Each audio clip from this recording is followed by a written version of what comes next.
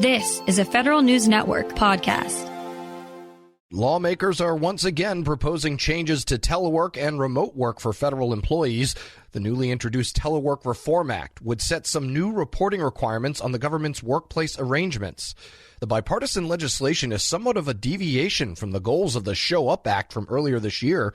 Here with the details is Federal News Network's Drew Friedman. Drew, thanks for joining us. Thanks, Eric. So there's a lot in the Telework Reform Act, but let's start with some of the basics. What would the impacts be for federal employees specifically? So what this bill would do generally is codify or put into law the definitions that OPM has currently for what telework and remote work mean for federal employees. And what that means in practice is that federal employees would have to report to the office at least twice per 2-week pay period. Now, that's because the working definition of telework, as the Office of Personnel Management puts it, is that employees are expected to report to work at an agency work site on a regular and recurring basis each pay period. So by setting that into law, these lawmakers are trying to make things a little bit supposedly more consistent for federal employees and just put that into legal terms rather than just a current definition. And one other thing that this would do for federal employees, notably the Telework Reform Act, would require agencies and employees to renew their telework and remote work agreements every single year. So the idea would be, you assess performance, assess how things are going, and make the decision from there of whether telework should be renewed for that given employee for another year. So setting some of these requirements, this is, going to, if it was enacted, it would change things pretty significantly for federal employees. All right. And so what about the agencies themselves? What would be the requirements for them under the Telework Reform Act? There's definitely a lot of stuff in here, Eric, for what agencies would have to do specifically when it comes to telework and remote work. The bill has a bit of a focus on data and reporting. So agencies, for example, would have to report to Congress on different aspects of telework and remote work, its potential value, any expected cost savings, productivity outcomes, if there was an increase in remote work and telework. Now, this follows after a lot that we've seen in Congress questioning about data of telework and remote work of federal employees. So the idea here is to just have that be a little bit more, again, consistent across agencies of what they're providing to Congress about how that would look.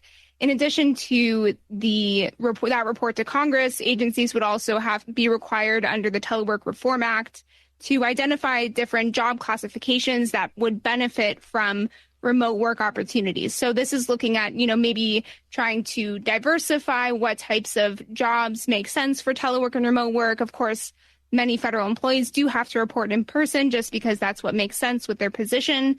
But this would make agencies require agencies to look at, what would make sense for having remote work opportunities elsewhere.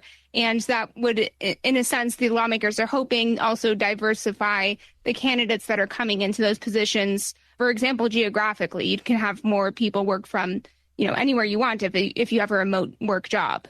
Interesting. And so what requirements on telework data were already out there? What did agencies have to provide Congress before this legislation, and what did they do with it when they had it?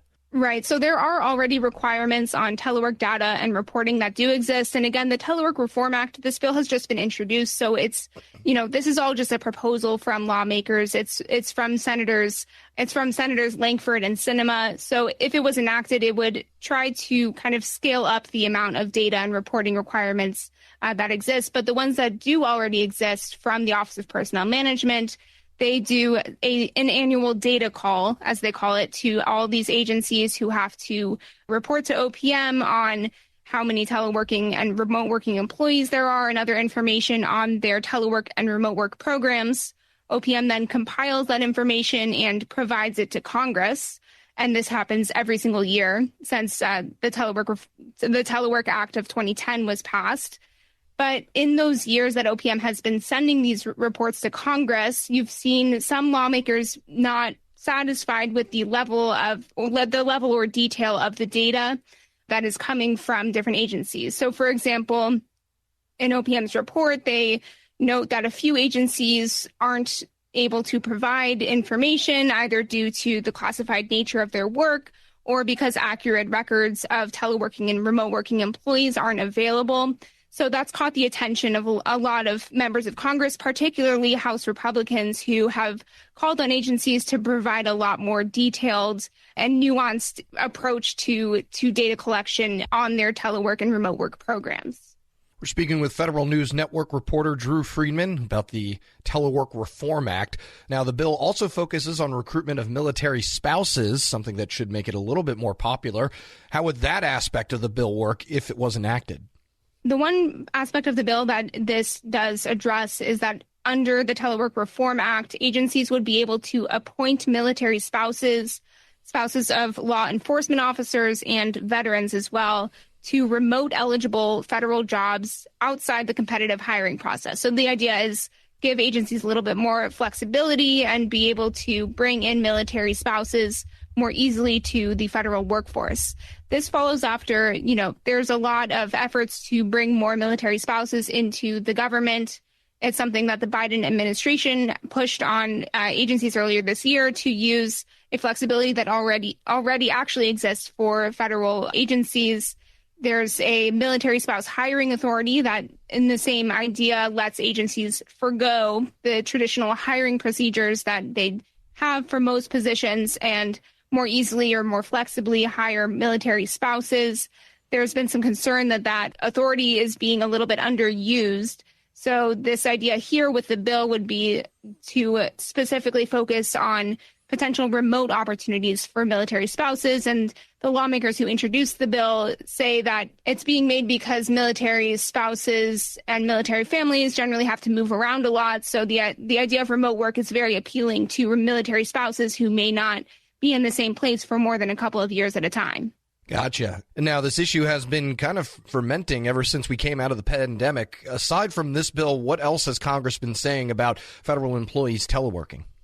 Well, Eric, the one thing that you did mention at the top that I can go into a little bit here is the Show Up Act. This is a bill that was introduced in the House in January and actually cleared the House at the end of the month earlier this year.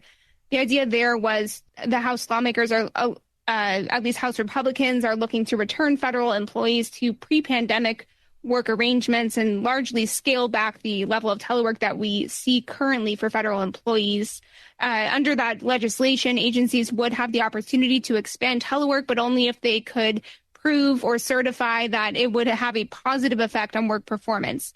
Now, the Show Up Act, it was also introduced in the Senate in May this year, and that bill is very different from this Telework Reform Act, which takes a little bit more middle-of-the-road approach. The Telework Reform Act is also a bipartisan bill, whereas the Show Up Act is largely only supported by Republicans. So that's where you see a little bit of the difference here in how Congress is trying to approach this. And the other thing that is notable to point out is that the House Oversight and Accountability Committee has been very laser focused on the idea of telework and remote work for federal employees. They've held a hearing just in September about to question several agencies on their telework and remote work policy changes, how that's affecting productivity and everything of that nature. And they're looking to schedule another hearing in that area coming up in the couple of weeks here. So there's still a lot of pressure, a lot of questions coming from Congress when it comes to telework. And when it comes to the Telework Reform Act, this is, of course, one bill that was just introduced in the Senate. There's no House companion bill yet, but we'll just kind of have to see how things play out. All right. Federal News Network's Drew Friedman, thank you so much. Thanks, Eric. And you can find her story on this topic at federalnewsnetwork.com.